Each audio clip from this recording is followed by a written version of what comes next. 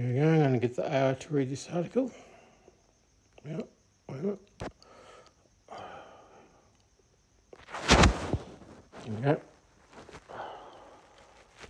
Hell, watch them squirm by Baron Dodger. Administrative power rarely announces its cruelty. It hides behind stationery and polite replies, behind the impenetrable language of policy, procedure, and regrettable oversight. Every letter is properly formatted, every denial justified by subsection and clause. But somewhere deep within the corridors of bureaucracy, paperwork becomes a weapon, and watching those who designed that weapon squirm under scrutiny is not vindictive, it's justice. Dr. Richard McLean's forensic study, The Architecture of Administrative Annihilation, offers a rare autopsy of the machinery of time. Over 35 years, more than 25 Australian government agencies interacted with a single disabled, LGBTQ+ whistleblower. On paper, those interactions should represent distinct administrative decisions. Taken together, however, McLean demonstrates something far darker, a pattern of contradictions so mathematically improbable that coincidence can no longer explain them. Here's how administrative persecution disguises itself. One branch of government certifies that an individual was an employee, another denies workers' compensation because he supposedly wasn't.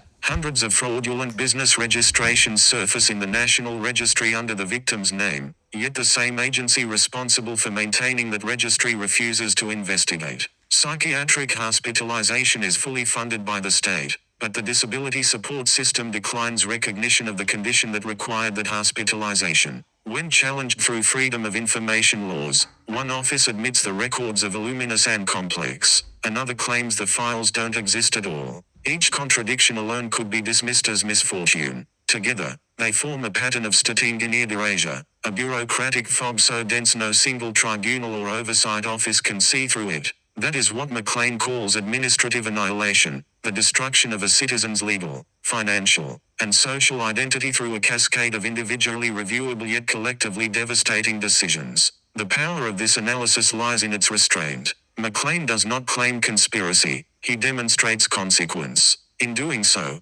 he identifies a gap in Australian administrative law big enough for injustice to disappear into. Courts review single decisions. Tribunals handle individual agencies. Ombudsmen focus on specific complaints. Nobody, domestic or international, reviews the contradictions between them. This gap